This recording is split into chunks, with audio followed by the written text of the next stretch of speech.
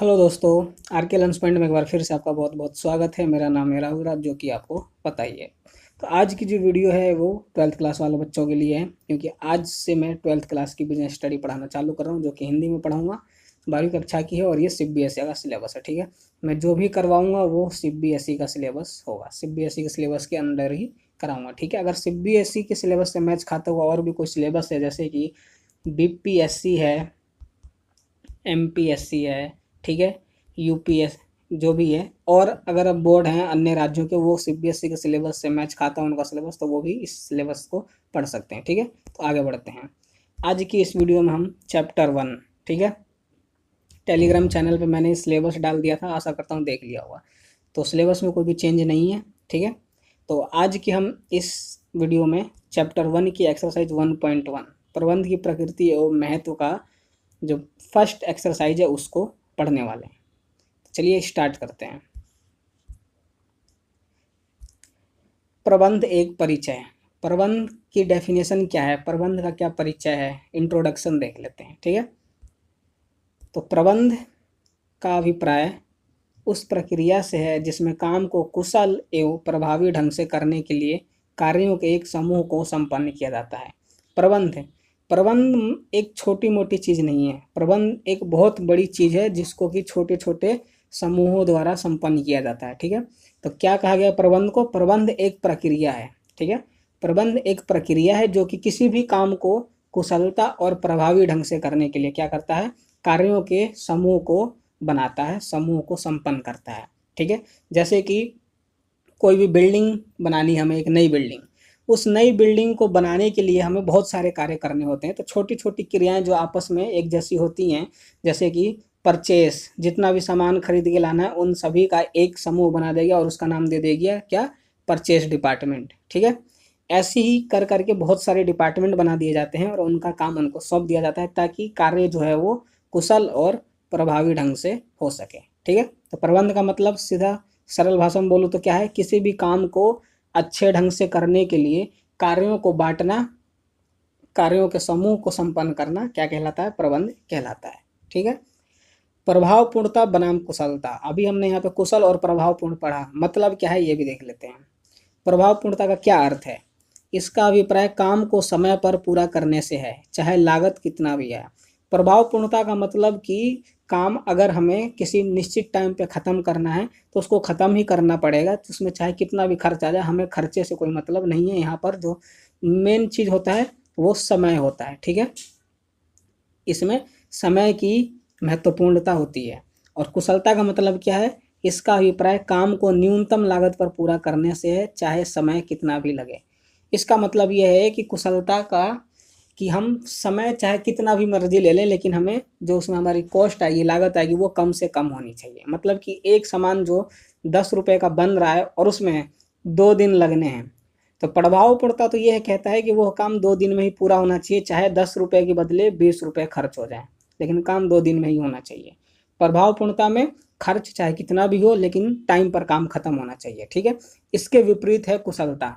कुशलता क्या कहता है कि 2 दिन की बजाय हमें चाहे तो 4 दिन भी लग जाए, लेकिन जो इसका कॉस्ट लागत है 10 रुपये है, वो हो अगर 10 से कम में बन जाए तो उसे कम में भी करने की कोशिश की जाए। मतलब कि जो खर्चा होगा वो 10 रुपये से ज़्यादा नहीं होगा, कम में किया जा सकता है, इससे ज़्यादा का खर्च नहीं करना है। ठीक है, तो ये है, इनका उद्देश्य क्या है, अंतिम परिणामों को समय पर प्राप्त करना प्रभावपूर्णता का उद्देश्य होता है। और कुशलता का लागत लाभ विश्लेषण, मतलब कि कम लागत पर काम करना जिससे कि ज़्यादा लाभ हो सके। ठीक है, आगे बढ़ते हैं।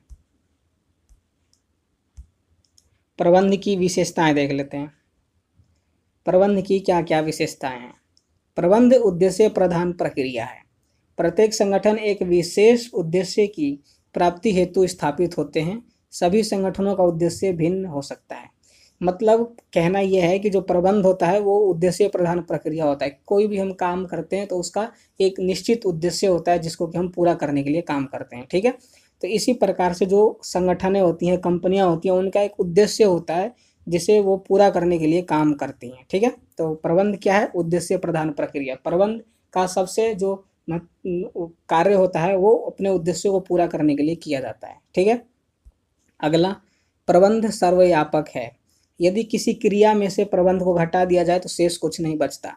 यहाँ क्रिया का अर्थ व्यावसायिक व गैर व्यावसायिक क्रियाओं से है। ठीक है, प्रबंध सर्वव्यापक है मतलब कि ऐसा कोई भी कार्य नहीं है जिसमें हम प्रबंध का प्रयोग नहीं करते हों, बल्कि हमें नहीं पता कि हम जो कर रहे हैं वो प्रबंध है कि नहीं है, लेकिन हम हर एक काम को करने के लिए ही प्रबंध का यूज़ करते हैं, प्रयोग करते हैं। कैसे, अगर रोटी बनानी हो तो रोटी के लिए हमें सबसे पहले क्या चाहिए, आटा चाहिए। ठीक है, फिर आटा में पानी चाहिए डालने के लिए, फिर आटा को गोल गोल बनाना पड़ता है, फिर उसको बेलना पड़ता है, फिर तवा, गैस, ये सारी चीज़ें करनी पड़ती हैं और लास्ट में जाकर रोटी बनती है। तो ये सारी क्या हुई, एक प्रक्रिया हो गई, और इसी प्रक्रिया को प्रबंध कहा जाता है। ठीक है, तो मतलब ऐसा कोई भी काम नहीं है जिसके लिए हमें प्रबंध नहीं करना पड़ता हो।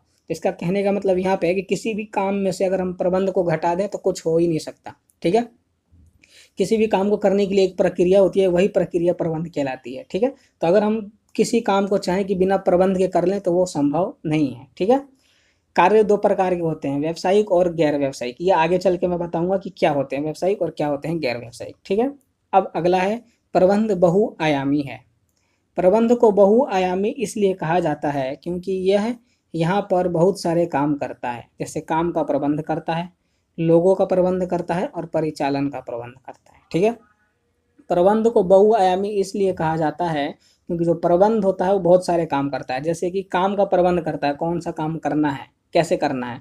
लोगों का प्रबंध करता है कि वो काम उन कौन से लोग उस काम को करेंगे। ठीक है, और परिचालन का प्रबंध करता है, मतलब कि उस कार्य के लिए क्या क्या आवश्यक चीज़ें हैं, उन सभी चीज़ों का, माल वाल जो भी लाना होता है उनमें, उन सभी चीज़ का भी क्या करता है, यही प्रबंध करता है। इसलिए प्रबंध को बहुआयामी, मतलब कि प्रबंध एक बहुत सारे कार्य करने वाला है। ठीक है, इसलिए इसको प्रबंध को बहुआयामी कहा गया है। प्रबंध एक सतत प्रक्रिया है। प्रबंध कोई ऐसी प्रक्रिया नहीं है जिसे हमेशा के लिए एक ही बार में कर लिया जाए। प्रबंध मतलब कि कोई एक ऐसी फिक्स चीज़ नहीं है कि एक बार कर दो तो हमेशा होता रहेगा ऑटोमेटिक। जैसे हमें एक बिल्डिंग बनानी है तो ऐसा नहीं है कि एक बिल्डिंग एक बार बना के खड़ी कर दो तब बाकी की जितनी बिल्डिंगें बननी होंगी वो ऑटोमेटिक खड़ी हो जाएंगी।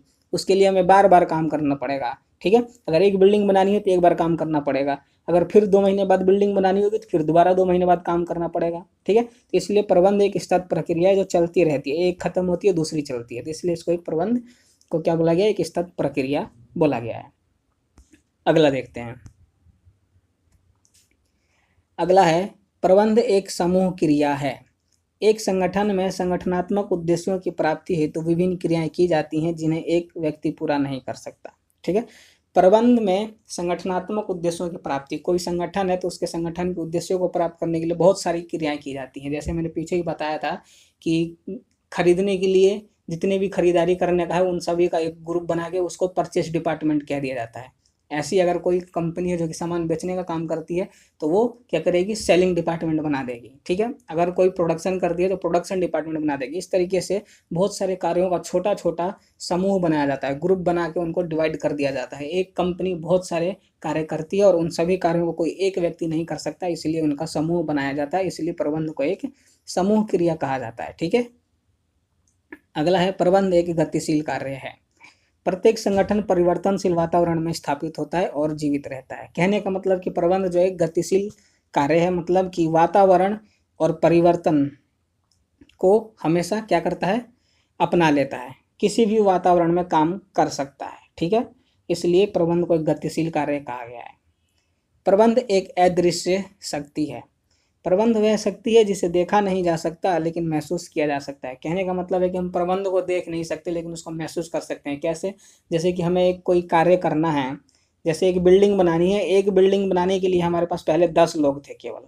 ठीक है, फिर हमने इसको बढ़ा दिया और इनको 20 लोगों में कन्वर्ट कर दिया। मतलब पहले 10 लोग मिल के उस काम को कर रहे थे तो टाइम ज़्यादा लग रहा था, अब 20 लोगों ने किया तो वो काम जल्दी हो गया। तो इससे क्या हुआ कि हमने प्रबंध किया, क्या किया, 10 लोगों से 20 लोगों को बढ़ा दिया और कार्य उन्होंने किया तो कार्य जल्दी खत्म हो गया। जो पहले टाइम लगता था ज़्यादा वो अब जल्दी खत्म हो गया।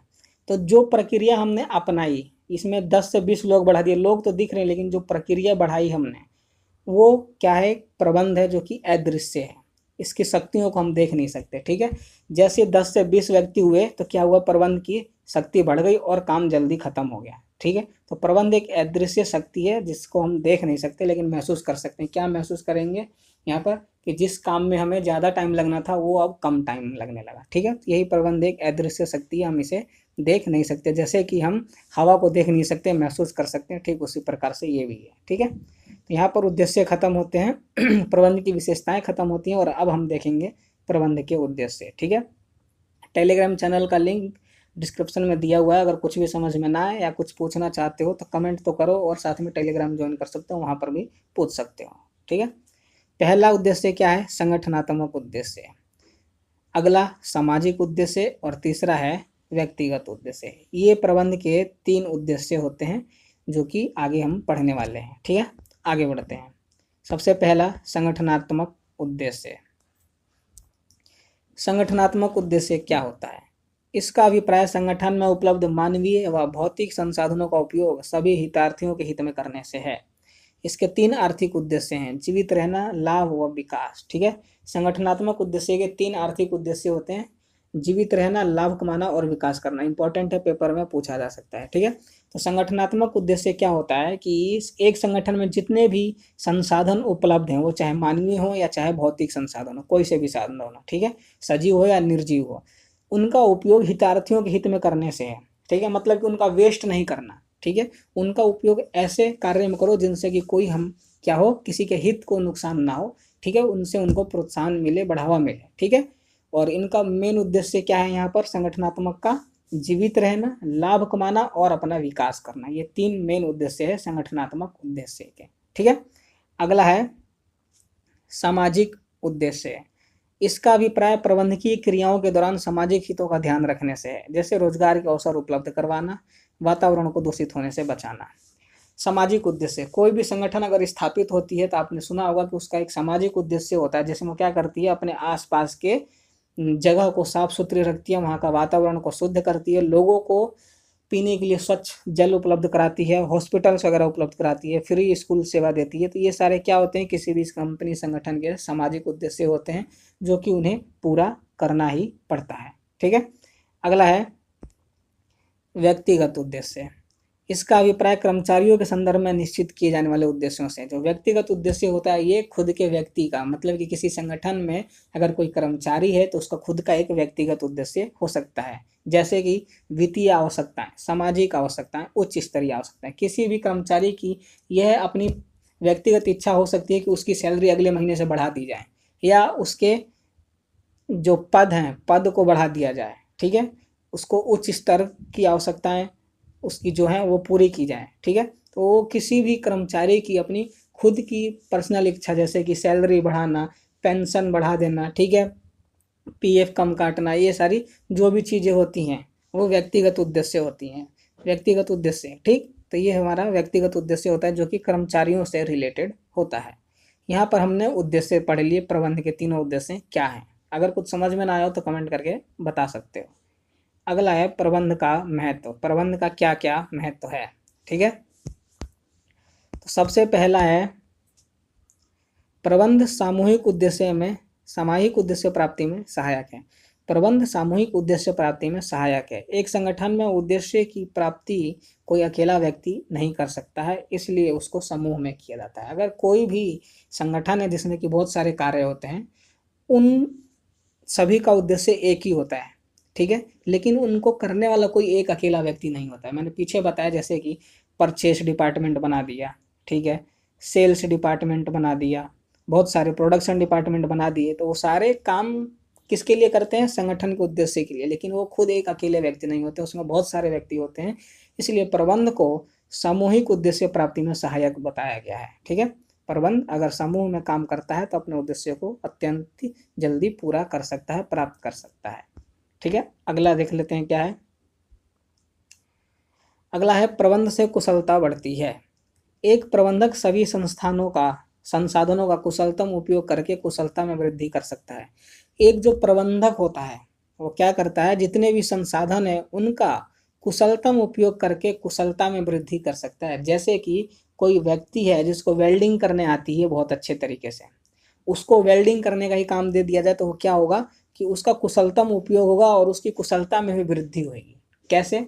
अगर कोई अनजाना व्यक्ति जिसको वेल्डिंग करने ही नहीं आती, अगर उसको काम दोगे तो क्या करेगा, टाइम ज़्यादा लेगा और एक तो उसमें गलत वेल्डिंग कर देगा तो नुकसान अलग होगा। अगर वही कार्य उसी को दिया जाए जिसको पहले से आता है तो क्या करेगा, काम भी अच्छे से करेगा, समय पे करेगा और उससे उसकी क्या होगी, वृद्धि भी होगी, कुशलता में वृद्धि होगी, वो उसमें और एक्सपर्ट होता जाएगा।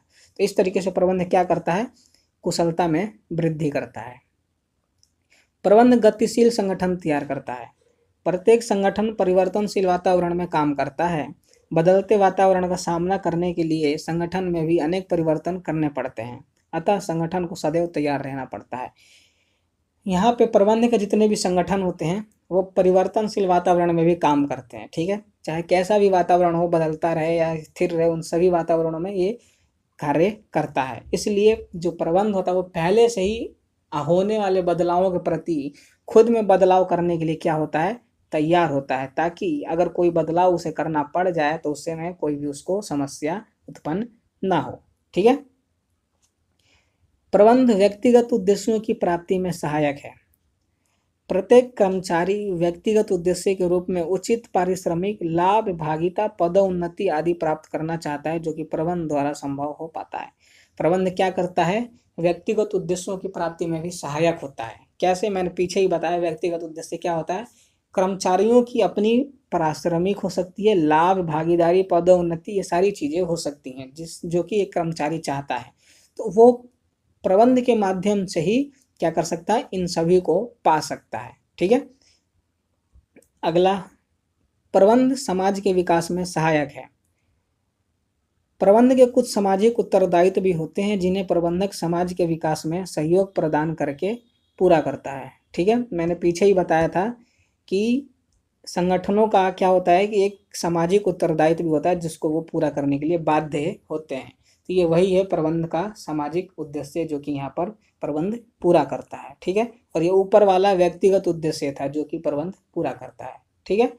आगे बढ़ते हैं। तो आज की एक्सरसाइज में बस इतना ही, यहीं पर ही क्या होता है, एक्सरसाइज 1.1 समाप्त होता है। अभी तक सब्सक्राइब नहीं करा तो सब्सक्राइब करके नोटिफिकेशन बेल को ऑल पर सेट कर लेना ताकि नोटिफिकेशन मिस ना हो।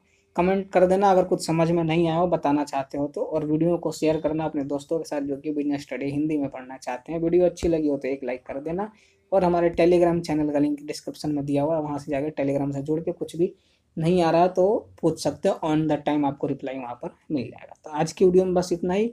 बहुत जल्द मैं आपकी अगली एक्सरसाइज के साथ अगली वीडियो में मिलूंगा, तब तक के लिए गुड बाय।